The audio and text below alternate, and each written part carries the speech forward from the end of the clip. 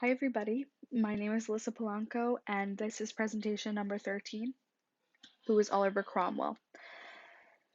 Um, so, Oliver Cromwell is known as the man who killed his king, and he actually technically ended up King of England for a time. So, it sounds very familiar to a play that we read in our class. Um, Maybe this will remind you. um, he kind of is like a Macbeth of some sort. You'll see why. So he was born in Huntington, England, on April 25th, 1599. He was one of 10 siblings, and while he and his siblings did not grow up wealthy, they were comfortable, and his father was a well-known person and had a high social status, and so he grew up with a large network of people. He was born into Protestantism, and um, also his wife was also Protestant, and so was her father, but he also knew a wide range of people, and this furthered his network. Fun, not so fun fact, they had 9 children together, but unfortunately they had to bury four of them, three in infancy and one in adulthood.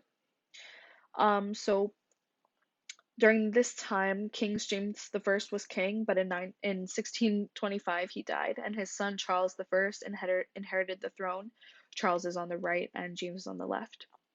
And this is a main catalyst of um, Oliver's story. But he didn't know it at the time because at the time he was going through a depression, apparently. That is what many sources say, even though at the time they didn't know much about mental illness. And he also had a near death experience. He had a fever and he almost died from this. And as you know, fevers were very fatal back in these days, but he actually survived, and it is said that he became Puritan after this because he kind of had a revelation or an enlightenment or an awakening, and this was the catalyst that made him become Puritan. Yeah. So, um, one of the most notorious things that Charles was known for was dissolving Parliament because they did not agree with things and decrees that he wanted passed, especially things that had to do with taxes. And so in 1628, Charles tried to raise taxes again, and called another parliament after dissolving one. This parliament included Oliver. Um, Thanks to his networks, he was able to get a seat. But this parliament did not agree with Charles's reckless requests. He was trying to force loans on the people. So he then dissolved parliament, and this would last over a decade. And this made Oliver lose many of his contacts, his networks, and a large portion of money and land. But the tables turned for him. His uncle died and left him all his money, and in 1639, Charles tried to force his religious beliefs on Scotland, but the Scots did not take his reforms well, and this even broke out into wars called the Bishop Wars. These wars made Charles summon a parliament and dissolve it twice, but the last one was called the Long Parliament, and this included Oliver, who was now an influential Puritan and was more connected and had more networks than ever. And this would be the catalyst to him becoming a lieutenant general in the English Civil Wars. So, um, once again, Parliament was calling Charles out again, and so Charles was convinced that this whole thing was a Puritan plot against him. So Charles wanted to arrest members of Parliament, including Cromwell, but he failed.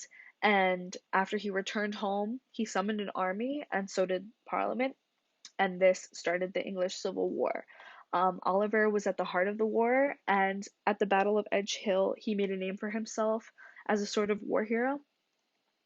And fun fact, his nickname was Ironside for his bravery and skill in battle strategy. So during the English Civil Wars, there were three. Charles was captured by the Scots at the end of the first, and Oliver tried to make Parliament cut a deal with the Scots in order to get Charles back, but Charles refused and instead made a secret deal with the Scots to make all of England Presbyterian if they'd invade England and restore him to the throne. The Scots agreed, and the Second English Civil War erupted from this. Oliver, however, was nicknamed Ironside for a reason, and he was able to attack the Scots before they attacked the British, and the Scots were completely beat. And so there were those in Parliament who didn't support Oliver by the end of the war, and they were picked out by him and his good friend Thomas Fairfax. And this new reduced Parliament was called the Rump, and they were strengthened when they found out about Charles' betrayal and secret deal with the Scots. So that gave them reason to try him, and thus he was beheaded. But this was really taboo.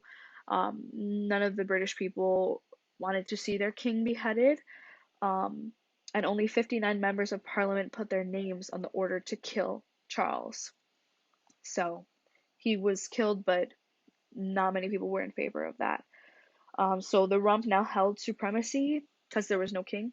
In 1650, Cromwell was sent to end the Irish War, which was going on while England was still in its own wars. This, however, showed Oliver's true colors. Thousands died when Oliver made an entire Irish town surrender and offered no shelter or food for those affected. These heinous acts proved to end the Irish War, but they showed that he was kind of ruthless and heartless. He returned to England in 1650 to the Third English Civil War, but he ended it. And so now the Rump was drowning in power, and thus so was he. They were passing legislation that was corrupt. And while it was said that Oliver did not approve of this, um, he took in many people and told some members of the Rump to leave, and they did. And now he called for an assembly of parliament, famously known as the Bare Bones Parliament, and he expected them to rule Britain as appeared in Stronghold, but instead they dissolved themselves and elected Oliver king, pretty much. He was pretty much king, and uh, he hoped that this new parliament would pass legislation that would move England further, but they tried to reduce his power. Um, this was because there were people who were not a part of the Rump from before, and they were angry at Cromwell, and they were trying to lessen his power because they saw that he had almost all the power in England. So he dissolved Parliament in 1655, just like Charles did, and then he brought them back after kind of making England into a military dictatorship, just like Charles did. So it's very ironic. And this parliament was picked out by him pretty much, and thus they really made him king in February 1657. He had a coronation and everything, but he just kept the title of Lord Protector, not king, because he kept saying that he didn't want to be king, even though he kind of became it. But people finally saw that everything was corrupt, and he was levying taxes to fight wars and dissolving parliament, just like his predecessor. So finally, parliament acted on his blatant corruption and readmitted the members Cromwell had excluded. And so now his title was kind of rendered useless, and he had a crown, kind of. Not even he had a title, but he had no power. And in his last year of life, 1658, his daughter died, and then he died. And his death was kind of a joke, so much so that in 1661 his body was dug up and paraded along with beheaded, and his head rested on a spike in Westminster for months after that. So he no one knows if he really was a good guy.